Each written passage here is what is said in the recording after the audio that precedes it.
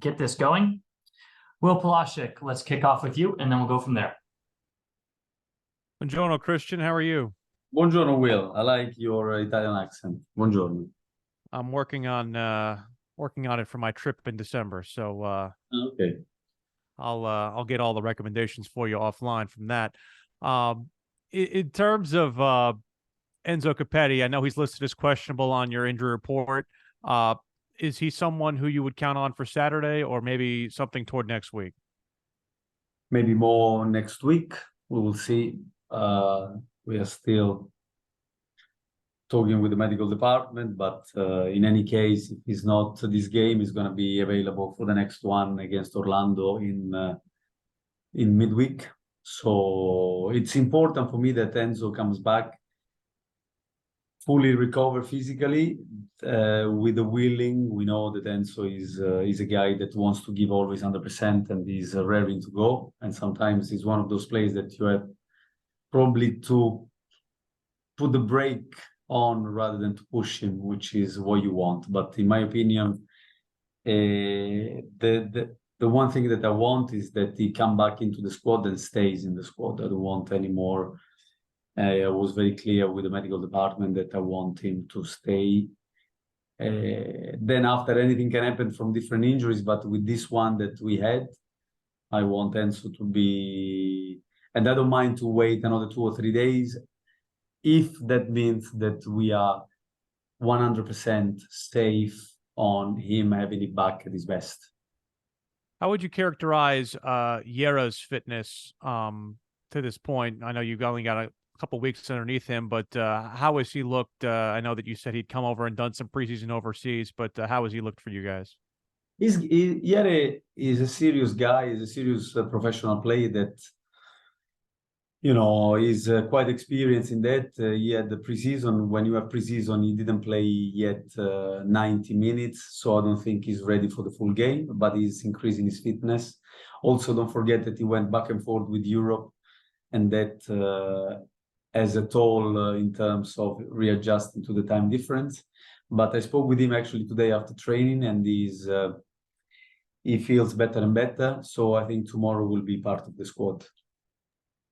How much did Leagues Cup help you guys? And have you noticed, again, you won't see it obviously until tomorrow, but have you noticed a tangible difference in your squad based on the run that you guys made? I thought it was important, the Leagues Cup, to give us more games together, to give us more time to reflect and to look at what we were doing as a team, to get together even more. It was hard, I have to say, and I didn't want to use this excuse, but now that we are out, that we are out of obviously of that competition, the competition is over. I thought that the guys were really running on adrenaline and enthusiasm, because when you have to travel every 3 days and traveling to Texas, forth and back, in fairness to the boys, they've been brilliant. They've never complained once to play always away from home, and they took everything on the chin and gave their best. But I can tell you that as I said before, regarding even me and the staff, I noticed that we were tired and we didn't play. So but that also showed that we could play our game and to be competitive everywhere we went. We, apart from the game against Necaxa, we played every game away from home. And not even when we were supposed to play at home, we never played even in neutral venue. We always played away, because even the one against Cruz Azul was playing in front of many Cruz Azul fans, so it felt like an away game. But that, you know, brings together the group, train our resilience, which I think is very important in general in life, even before than football. And I saw a team becoming relentless, you know, pushing for the win, regardless the circumstances. Even the game against Miami, that result is very heavy, but didn't feel the performance reflected the way the game went. So we had the chance to score the 2-1, and would have been, even with all the difficulties of playing against a team that at the time was flying, and so far I think they have always won since Messi, Busquets, and Jordi Alba arrived. And so I think that we are growing, and we want to show in the last third of the season a team that is positive, that goes forward, and that build on this experience in the Leagues Cup. Thank you, Christian. Good luck tomorrow. Thank you. Carol Walton. Hey, Christian, I feel like I haven't seen you in forever. How are you doing? Thank you, Carol. Yeah, fine. Thank you. You? I am good. Kids are in school, so all's Sorry? well. Mackenzie Gaines, where does he stand with his health?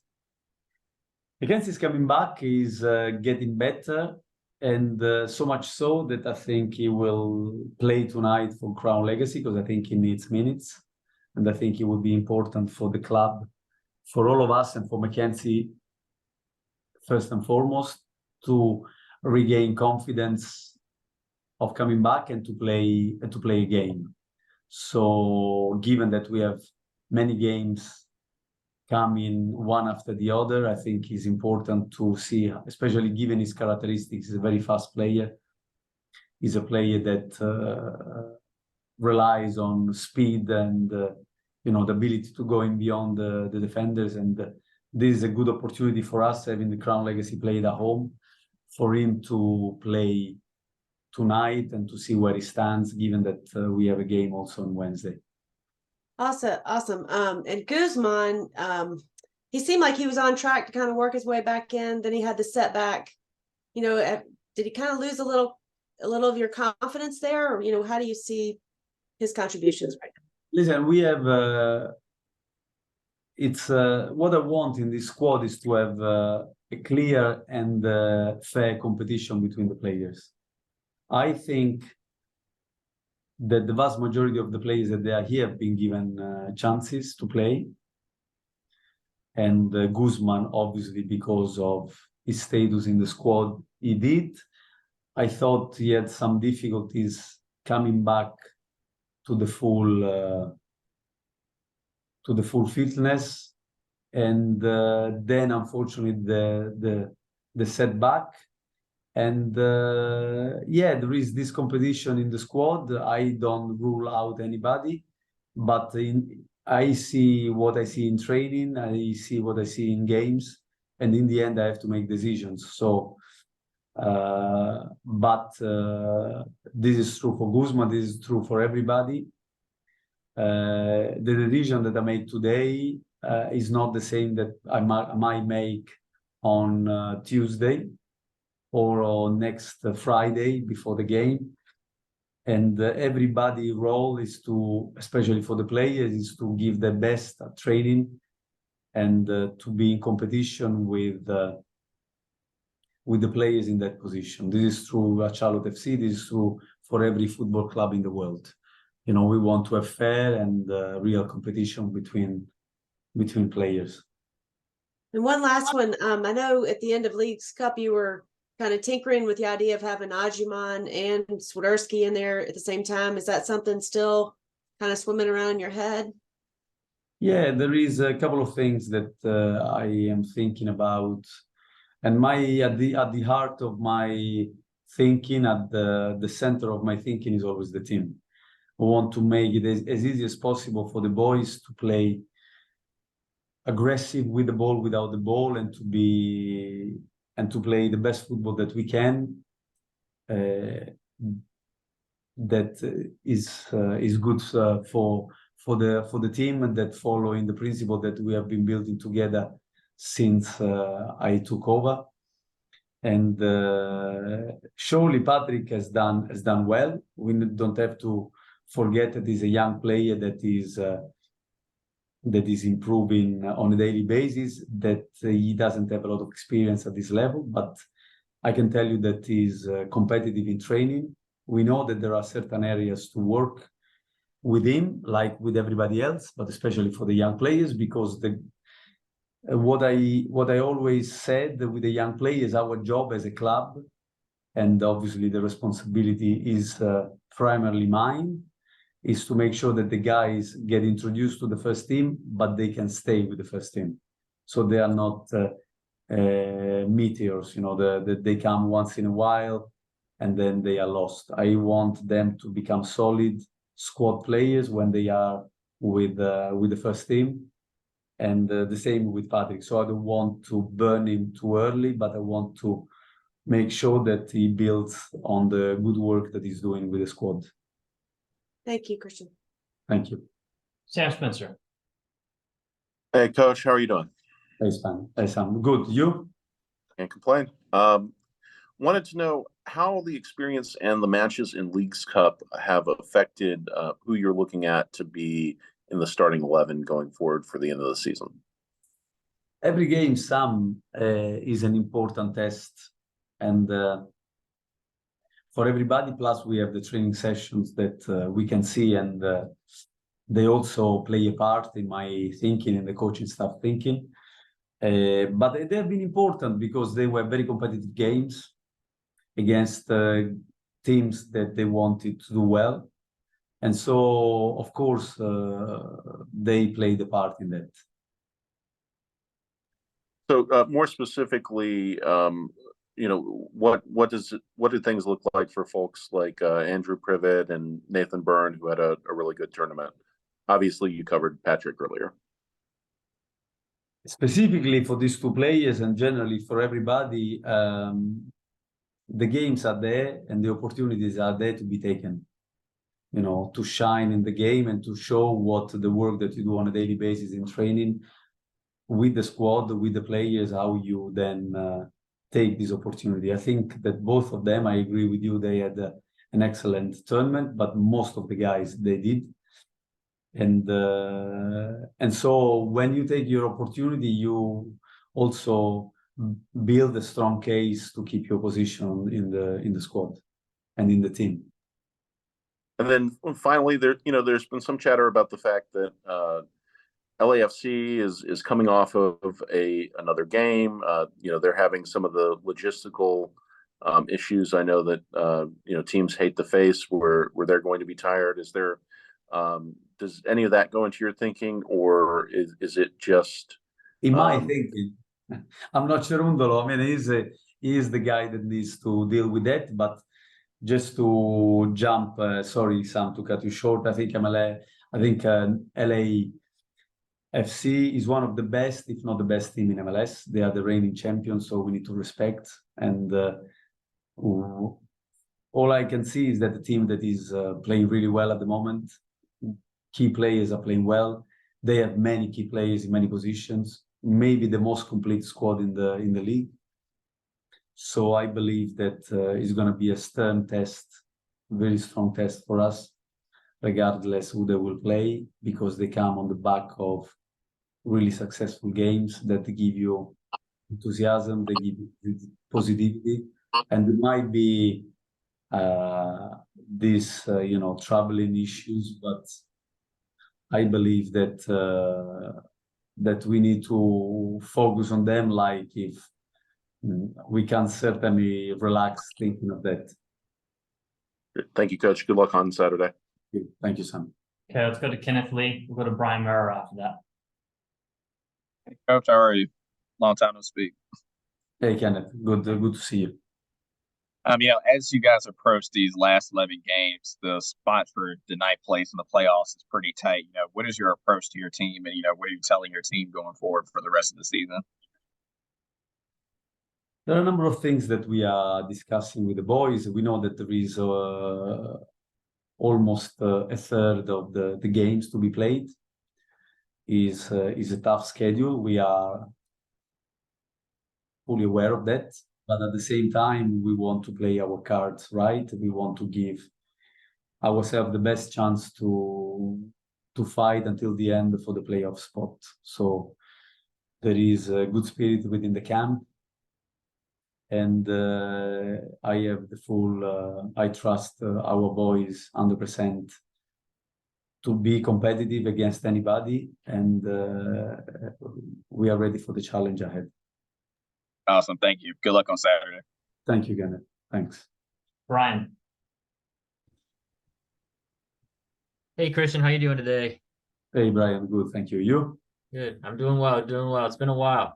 So I'm looking forward to seeing the team again on Saturday. The only question I have is, so the European transfer window is still open for the next week or so. What is the likelihood of any other outgoing transfers from Charlotte FC during that time? This is a question more for the front office. That for me, I tend to be very respectful of the roles, and of course we are in touch. I don't know, you know, I've been involved in this game for quite a few years now, also in different roles, and I know how in the last week of transfer market, especially in Europe, is like mayhem.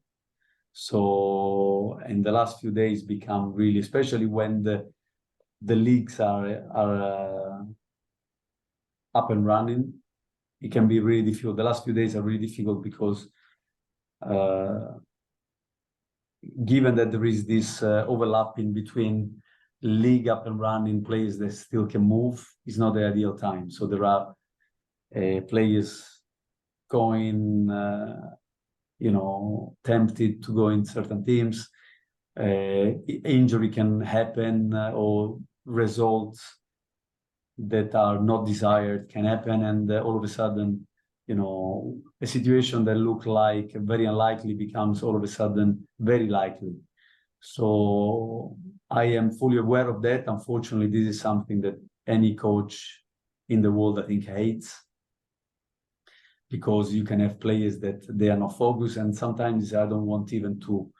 It's easy to say that it's their job to be focused all the time, and they are paid for that, and it's true for them, for me as well, of course.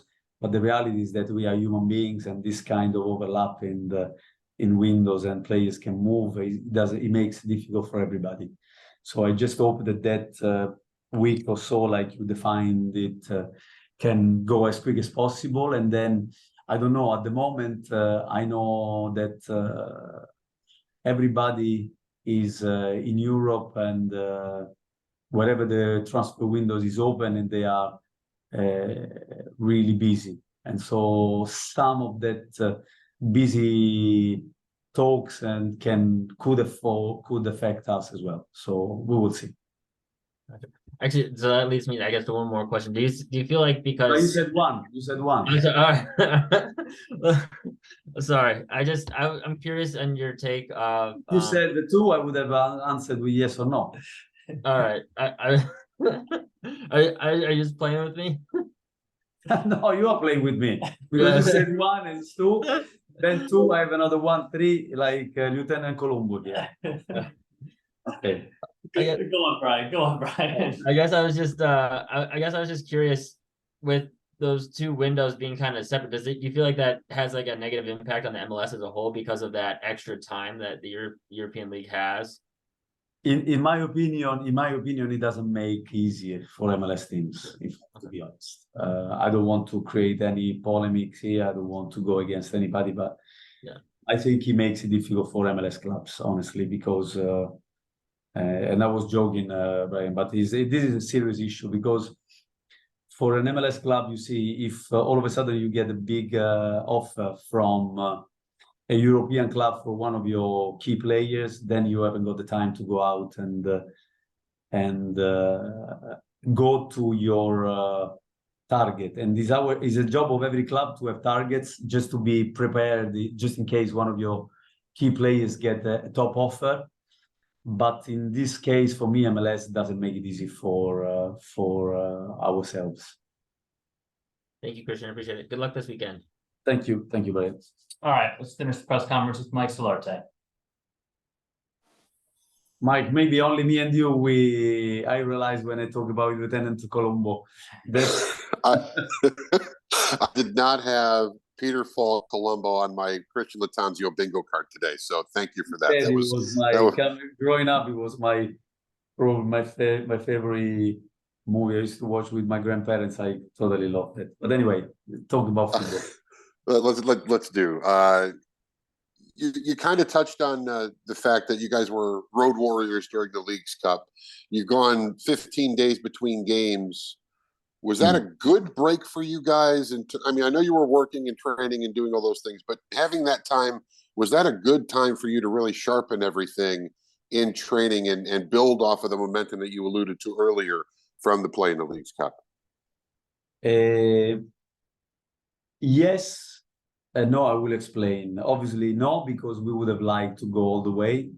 That is an ambition that every team that competes, arrive to at least to the quarterfinals, would like to do. But yes, because in all honesty, and I can say this and I want to say this again, not to find any excuses, because I really want to compliment our boys that not once complained about the fact that they had to go away and travel, even when, you know, obviously could have been different, but and that helped us to develop that kind of resilience that I like in our team. So I say this only because of that. And so that kind of break, in my opinion, was needed. It was needed, and I have no hesitation to give them a few days off, because they needed to really recoup, not just mentally, but also physically. And then after we came back and trained, we play in an inter-squad 11v11, because, you know, I want them to stay sharp and train, like you say, and also having Brecht, Yere, and some guys coming from injury, like Mackenzie, like I wanted them to be back into, also Bill came back, you know, there were few. But honestly, that time it was quite welcome, that little break. As you look at LA, you mentioned that they're the reigning champs. They're the best team that, you know, going, and you've got to respect the champs. But what did you learn necessarily about your team and how they can compete against the top clubs that in the standings from what you got through? You know, you talked about the resilience of the Leagues Cup play and how the guys were not complaining. They were fighting hard. It was bringing everybody together. What did you learn about your group in that tournament that you can apply now to these final 11 games? I learned many things, and I think I like to think that we learn many things, players and coaching staff together, linked. One of the things that I always point out to the boys is that nowadays, even if you look at the big leagues in the world, the game is shifting towards scoring goals.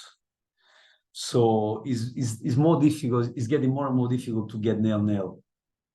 And even if there are many chances created. Football is moving partly because obviously the rules have been moved towards attacking play, but more and more goals are scored. You can also see, if you follow, for example, the qualification in Champions League or Europa League and the midweek games that they play in Europe, as well as the leagues, many goals are scored. So the main message, that given that we are a team that like to create chances, is that we need to be more focused, more ruthless in the last third where we create, because there is always a danger then after that you might concede, because the opposition also have got very good players. And so for as much as we want to have clean sheets, we need to make sure that when we have our chances, we take them. And this is an area of our game that I think we need to develop and to improve on, because we had games looking back in which we should have scored more goals, and then after we got draws from games in which we were on top and we had the chance to close those games. And I think it's vital for us to be really focused on that. And I didn't put a number on how many questions I was going to ask. I learned from Brian. My last question for you, and we didn't do this during the Leagues Cup because I wanted to leave it out while you were focusing on trying to win a trophy, but we're going to go back to the movies, if that's all right. I need to know, Christian, your favorite Steve Martin film. Steve Martin? Cyrano de Bergerac. How do you say it? I say it maybe with the French accent. It's Cyrano, but it was the remake of It was that really- where Yeah, it was I like. yeah, they adapted it for his movie. Was it with Daryl Hannah? I think it was. Yes.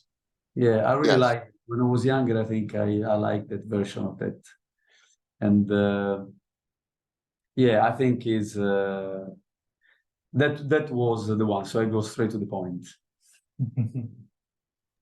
The film was Roxanne. Roxanne, sorry, Yes. but it was based on Cyrano, right? Yeah, Roxanne. Yeah, you're right. Yes. Sorry. Thank you. No, it's okay. No, I was failed that was for miserably. you. That was for your knowledge because we both blanked on it. And No, my wife actually yeah, told me. Roxanne. Yeah, you're right. You're right. My wife actually said it was Roxanne. I'm like, oh, okay, that's what it was. Right. So to thank her. Thanks, Christian. Good luck Saturday. Thank you, Mike. Thank you. Thanks. All right. Thanks, everyone. We'll see you guys on Saturday. Thank you. Thank you, Carlo. Thank you, Brian.